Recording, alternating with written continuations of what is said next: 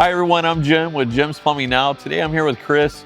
We found a few issues under the home on the drain system, and Chris has already made the repairs, but I just want to take you through just kind of what we found. The customer has ABS piping under the home. Definitely not something that we use today as far as installing new plumbing under a home. We use Schedule 40 PVC. ABS is something that's not really common anymore. Only certain vendors have that material, different material and different glue for ABS versus Schedule 40 PVC. So it took me a while to find the materials for that. I was able to convert some sections into PVC without having to redo too much of his main sewer system. And that's usually what I saw. Other than that, it was like a normal sewer line repair. Chris, what did you find when you got under the home?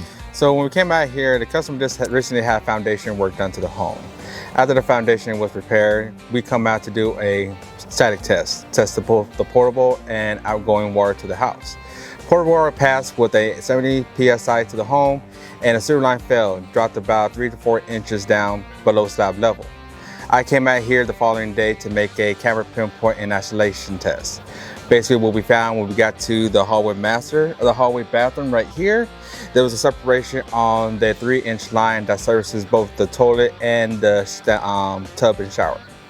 Once we cut that out and made a retest, we found additional leaks further down the line going towards the floor of the home that services the branch line for the kitchen and condensation line for the AC unit. We made the repair to those 2 areas, put the house on test, and the inspector just came out here early this morning around 9:20 a.m. and gave us a final approval.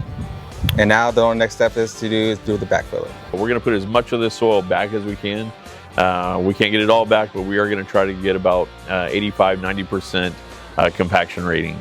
So we're going to put as much soil back as we can. About how long did this job take from start to finish? It took about a week and a half. The first one, we came out here, we did the testing. So the following day, we did the excavation.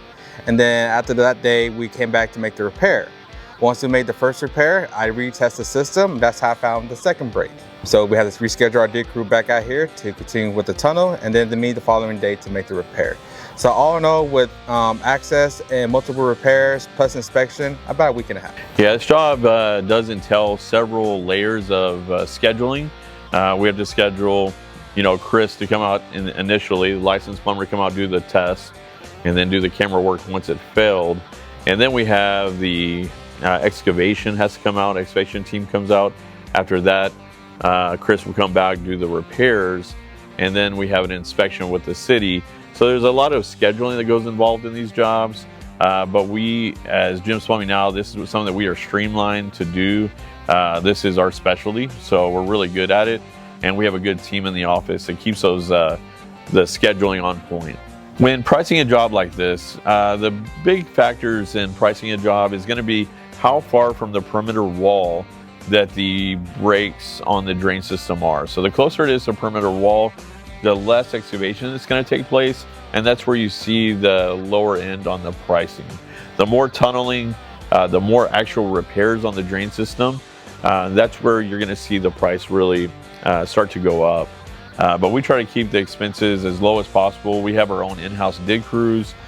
We do all the repairs ourselves, so we try to keep our costs lower by not using subcontractors and using our own team. Usually the hardest thing is the size of the break. If it's something, a fracture, it's pretty durable to go in there and make the repair. If it's a clean separation, that is where all the sewer will go down to, especially when it's exposed. And depending on how many people live in the home, luckily the customer lives by himself and there's no other people here. He's been using facilities elsewhere. However, not everybody can do that, which means anytime they use a bathroom, brush their teeth, wash their hands, all that water will now go into my tunnel. Now, I am able to isolate certain areas depending on where the break is at. If it's on the branch line that services a kitchen, laundry, bathroom, or master, I'm able to tell the customer do not use this certain part of the house. However, if it's on the main line, that was where all the traffic goes to. It's kind of hard to tell a customer not to use the facilities, but we do have pumps and I do have plastics to put down to keep myself as clean as possible. We want to never leave a customer without service. So we always will, at 5 o'clock or at our quitting time, we're going to let the homeowner know what they can and cannot use. But when we go to actually do the repair, we want to make sure that nothing's being used in that area, as you know, our equipment's powered by electricity, and you know, it's just something we definitely don't want to be working in. This job went really smooth. We love the city of Colony. We do a lot of work here. Inspectors, they are very prompt. They get out here early, and we really appreciate this business, and the job went really well, went really smooth, and Chris has been doing this a long time, and he's really good at this type of work. We're off to the next job.